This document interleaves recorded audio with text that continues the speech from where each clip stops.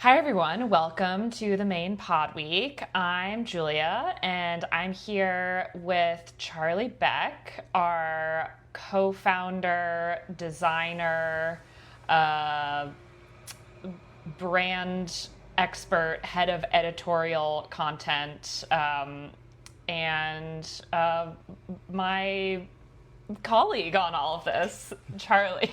Thank you so much for being here. And sorry I messed up your title. Not at all. Thank you so much for having me on here. Excited to be on here in earnest. Yeah, I mean, so you've been like working behind the scenes of the main Play Week for a while now. We would not be here without you. We would not. The main Play Week would not be what it is now without you, for sure. Thank you. So thank you very much. So I wanted to ask you some specific questions about our very first item of merch that we have, which is a wonderful main Play Week t-shirt. You can get that t-shirt on our website. We have, if you go to themainplayweek.com, there'll be a tab called merch and you can get it there. Specific questions for you. Yes. How the hell did you come up with this idea for this t-shirt? When you sent it to me, I was like, this is so much more intricate than what I was expecting. I wasn't really I don't even know what I was expecting, but like, how did you get to this point where you were like, okay, yeah, like this is the design that we have to do?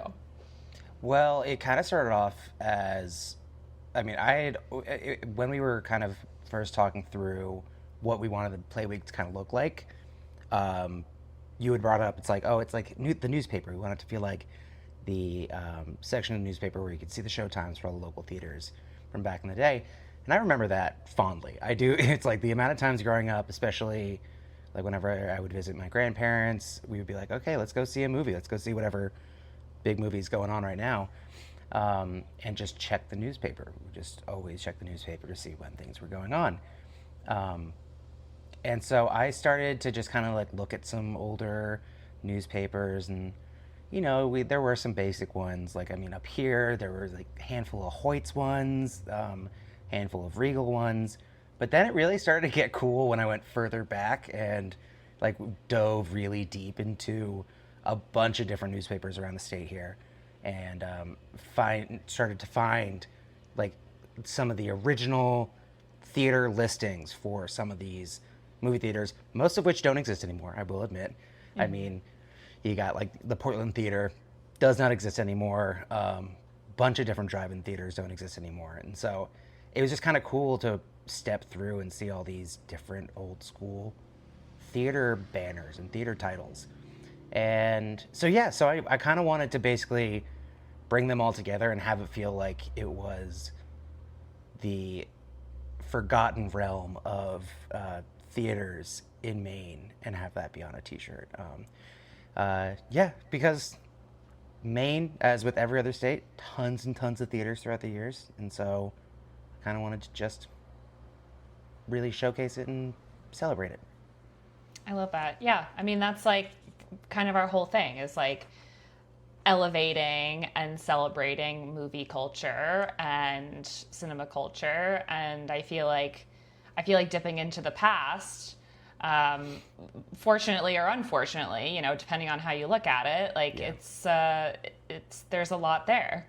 So where did you find all of this? Did you go to the library? Like, is it all online? How did you access all of this?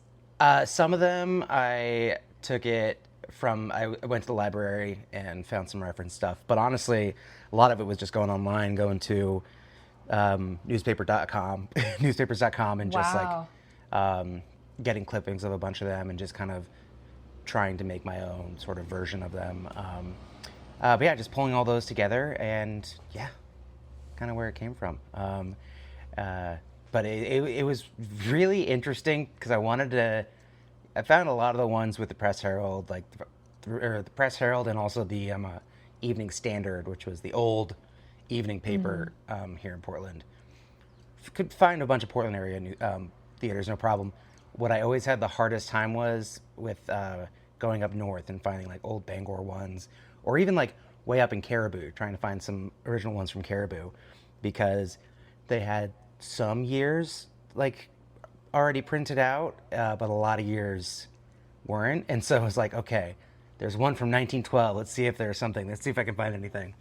But it did lead to one of my favorite ones, which isn't even it's not a theater listing itself per se, but it was from just like going through one of the older, tinier newspapers. But the Rumford Drive-In announcement that they were closing because of crazy youths. And I love that one so much. I just find it so ridiculous and just so over the top and just like petty, just such a petty thing from the owners of this drive-in theater to be like, the youths are being too youthy. We got to shut it down. Yeah. Yeah.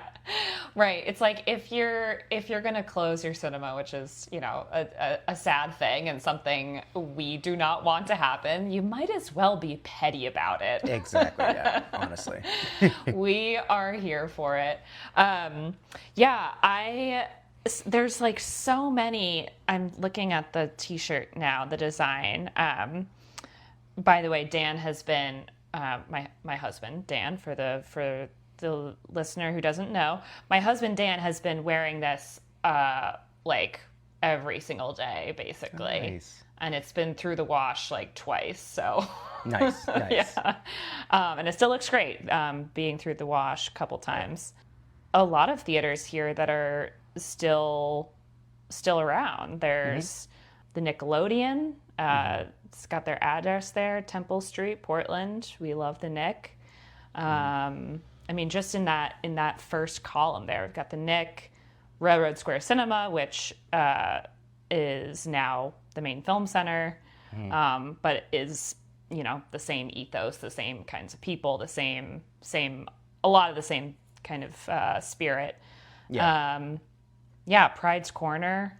How Grand, did you like kind of the Grand? Oh yeah, the Grand. Yep, in Ellsworth. But yeah, it's like for a time, I don't know how many I actually took from here, but in Westbrook at one point they had 3 just right in downtown. That's crazy. Yeah.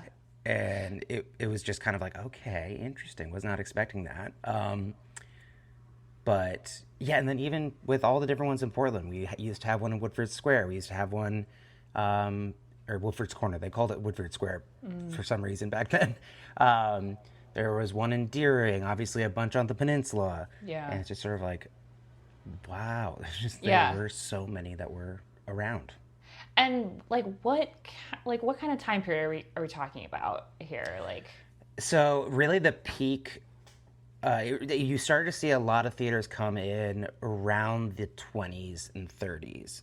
That's when you start to see the first bump. And then into the 40s, as the war was starting to pick up, you kind of see a little bit of a plateau, but more effort into the marketing of it all for these theaters. So you started to see more intricate displays in the newspapers, more like half-page spreads of a single theater. And so you saw that shift because, you know, either the people who are here, you need to distract yourself from the war that's going on, or, you know, maybe you're a single or a woman, your husband's off to the war or something like that, and you got the kids, and you just need to take them somewhere that's air conditioned, and like have all these places that can do that for you. And so you start to see a little bit of that more diversity in newspaper listings around then. And then it kind of started to grow a little bit more, but then it plateaued again in the 60s. And then it was just the same theaters for about 15 years. And then you started to see some fall off a little bit as cable started to become more of a thing. right. Once you enter the 80s, video rental stuff starts to come in. Theater is still super important, of course, but Right, but you've seeing got that home market, that at-home entertainment market, right? Which kind of changed everything. Exactly. Yes, And so like that was one of the one of the causes of death of cinema, in addition to sound. Yeah, exactly. Yeah. And pretty much everything else is the cause of death for. Oh yeah. But then it's cinema. like it was around that time that you start to see like the multiplexes coming through. So on on the shirt, you've got like the Brunswick Plaza, Cinema 1 and 2, which became the Regal, but that it did go through a little bit of a shift. Let's see, where's the other one that was on here? You can tell I lose track of stuff in this. Well, yeah, because it's like, yeah, how do you remember like, where you put things? Yeah. And there's also about like 20 that I didn't use that I have. And so it's like I may have done it, but then just not put it in. Right.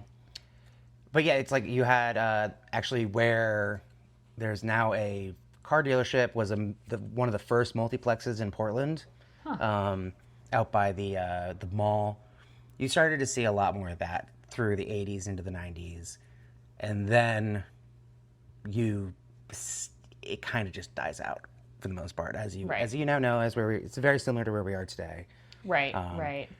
You had the Keystone come in for a hot sec, but then that became the Stadium, and then Port City Music Hall shortly after that. And the Nick came around, it got bought. It was a Hoyt's house for a little bit, but then it became independent. And yeah, I don't know. Now I can just go off. Sorry, I know way too much about this stuff now. No, I guess I guess that I should have expected that this would be like sort of part interview, part history lesson. You've done a lot of research. I've done a lot of research. And it's also shout out to Abraham at the public library. He's also given me a lot of information on different theater stuff. There was this manuscript that I read at the library from this guy who did a whole history of theater in Portland, and it was everything from early vaudeville theaters to picture houses to movie palaces. We had one movie palace here in Portland. It was the Dreamland Theater. It lasted 2 years, and now it's Nosh. Oh, okay. Well, yeah. What do you want people to like? What do you want people when they look at this design and they like, look at all of these theaters from the past, and some of them that are still around, but most of them from the past.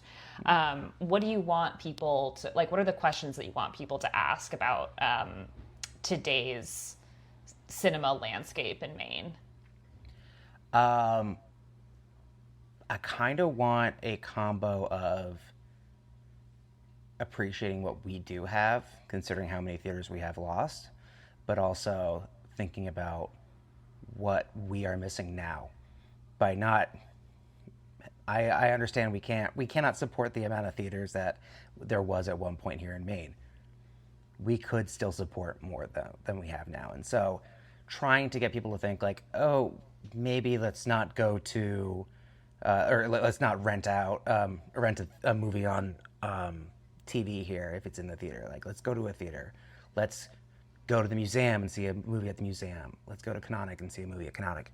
And like thinking like, let's think outside the box a bit more, because we kind of were shoved into our current viewing habits because of the pandemic. And if by looking at all these old theaters and just being like, what used to be here, and trying to remind people it's like there's a reason why there were so many. People really enjoyed seeing movies together, and we should be going out and doing that.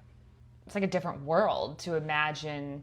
You walk down the street and it's like you've got a movie theater here, you've got a movie theater there. One of the things I think a lot of people talk about like happening in the past was that you just walked in. You didn't necessarily know what movie was playing. You just like walked in and like you were able to just like pay for a ticket and then just go see whatever. And so yeah, it's sort of like, yeah, it's like that seems so strange now.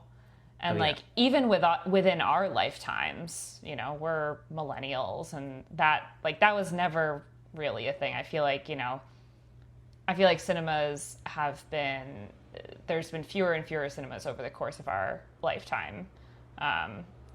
Doing that kind of thing, yeah. Right. And so, yeah, so it's interesting to like kind of force people to be reminded of this time and place where it wasn't like we're still the same species, we're still the same humans, we still need and want the same things. It's sort of it's trying to remind of the concept that film and to a greater extent media, is not a commodity.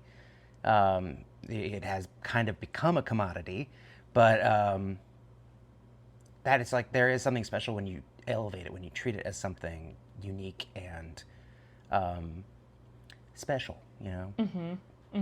Definitely. Okay, tell me about this clip on the right-hand side. It says, "What would you like to find out about film folk?" Yes. So, what's the story behind that? It was the Times Record, which is Brunswick's paper, and they had an entire. It was like in the arts section. They had like a separate film section, which was about 2 pages long. Most of it was dedicated to theater showtimes, but there was like a huge syndicated section where it was basically gossip, movie star gossip before movie star gossip was really a thing. And so it's like you want to learn about so this director or this actor, this actress, what they're up to. This screenwriter is doing this. This producer is doing that. And it was just a gossip section. But this was also in like 1938. Wow. And so it was like it was E.T. before E.T. and it would only come out maybe once a week, once every other week. And so they were always looking for people just to ask questions like, see what so-and-so's up to. And they would usually have whoever that somebody asked for would respond. They would write something and they would do that. And it was kind of funny and cute and very, very like today you think about that and it's like, oh, well, I can reach out to people. Maybe they'll get back to me. But like this was the only way that people could find out like, oh yeah, what does this person do? What does this actress do now? And what is this director going to do next? What do you do for fun? What do you do on the side? Do you have any trips? But then also talk about acting, talk about the projects, talk about all that stuff. So it was. So it's kind of like the equivalent of like Leonardo DiCaprio going on late night or whatever. Oh yeah, 100%. Like promoting the film. Yes, huh. It was like it was like a press junket interview before press junket interviews. Wow. With a deliberate relationship with its readers, with its audience. Yeah. Yes. It was like, it was one of those things where, because it was like it was a nationally syndicated thing, so it was like a bunch of people were writing into it all the time. Right. But it was very driven by the readers. So I thought that was like, especially for what we're doing here with the Playweek, I thought I was like, oh, this would be a fun little addition. Yeah. Yeah. Well, I like it because it's like, what would you like to find out about film folk? Like, film folk, I guess what they're talking about, film folk is like, the actors, the directors, the people who are like making the movies. But when I first read it, I was like, oh, like, I'm film folk. I'm like, film folk. My friends are film, like, everybody, like our audience at the main Playweek is film folk. So, what would I like to find out about film folk? I'd like to find out about everything about film folk, 100%. That's why I was like, it's also that film folk is just such a, it's such like a term of the times too, where it's like talking about like a professional, the film folk. Oh yes, the film folk. So I also wanted to ask you about the overall branding for the main Playweek that you came up with, I guess, earlier this year when we kind of like started in earnest to like really launch this into what it looks like now, which is Substack, more interviews, sort of more varied social media presence. Tell me about that process and like what kind of creative influences you're thinking about. Yeah, so I mean, it also, so the branding process also heavily influenced the T-shirt, because it was going through and like how we were talking about, once again, like what we wanted the Playweek to be, and having that influence of like old school newspaper vibe. I wanted to bring in that sort of classical nature and also highlight local cinema in the same exact way with the T-shirt. So for the logos, like the word marks, I took the marquees of different theaters here in the Portland area, and all except for one, which was actually just called the Main Theater. I took the style of those marquees and was able to make my own little alphabet of it and create the different styles of mains that were influenced by those marquees. So we've internally named them after their either close to or their actual theater name. So like one of them, kind of become our primary one a little bit, is Deering. That one is based off of the cinema theater in Woodford's, but we obviously couldn't call it cinema because it would be weird being like, oh yeah, this is the cinema logo. Then the Empire Theater, which is that was a theater that was across the street from Nosh, like on the side street, right there. The Act 3, which was a different name of the Main Theater, which was the Main Theater was actually in the space next to Novel. That's where the Main Theater used to be, like in that park area. That used to be the main. Then we have the Strand, which is in the Strand building. That is where Thai Tree and Speckled Axe on Congress. Empire Chinese is right there as well. Yep. And then finally the Fine Arts, which is now Geno's, and was a fine arts theater. I read a lot about the Fine Arts, where it was like it was started by the owner of the cinema in Woodford's as a repertory theater for fine arts film from around the country and around the world. That lasted about 5 years, and then it immediately went into porn. And it was porn until the day it died. As with a lot of theaters. Yeah, it does. It does. That's great. But yeah, so that was the word marks. And then for like the logo itself, I kind of wanted to combine film, like the idea of film, a nice little bullet mark, and also a little bit of radio as well, because we knew that we were going to be doing a podcast of some kind. So the logo is a stylized version of a film reel. It's not exactly a film reel, but it's very, very similar. It's also meant to evoke like the old-timey 1930s, 1940s radio microphone that you might see. And so it's a bit of a combo of the two. I didn't even know that.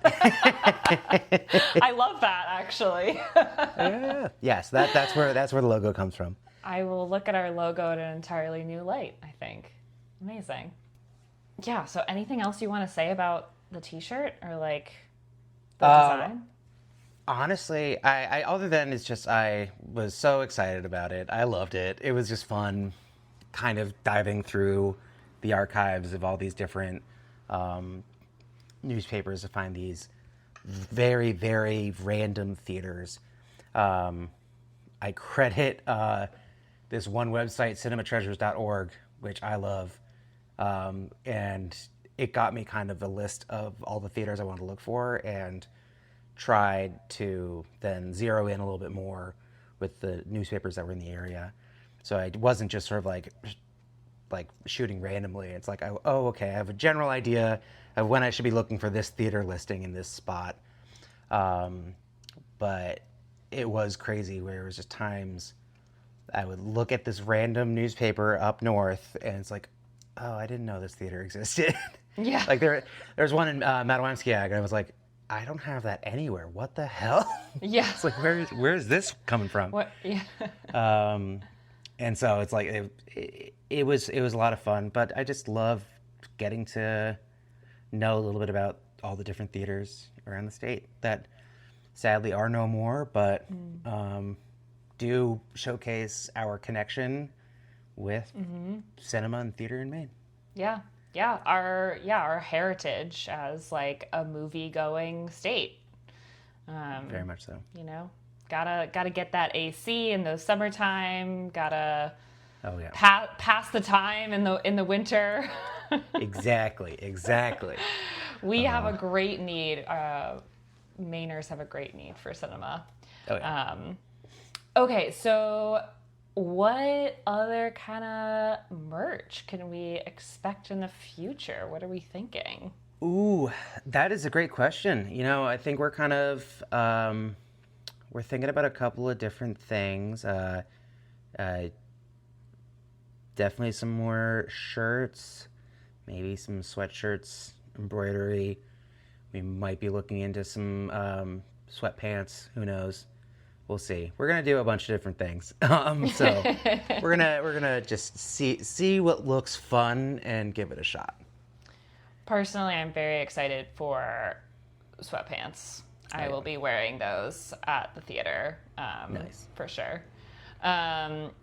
Well, so you can get your Maine Playweek official T-shirt at themaineplayweek.com and click on merch. We will also have a link in the description of this episode and in the email that you'll get with this episode.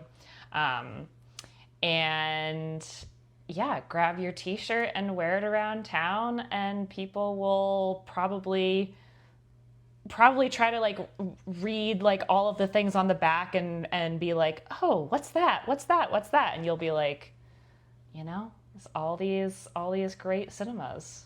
And yeah, so amazing. The Maine Play Week, the way cinema should be. The way cinema should be.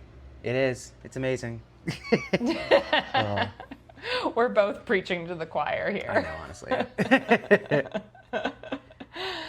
All right. Well, thanks, Charlie. No problem. Thank you so much for having me. Woohoo. All right. See you guys next time.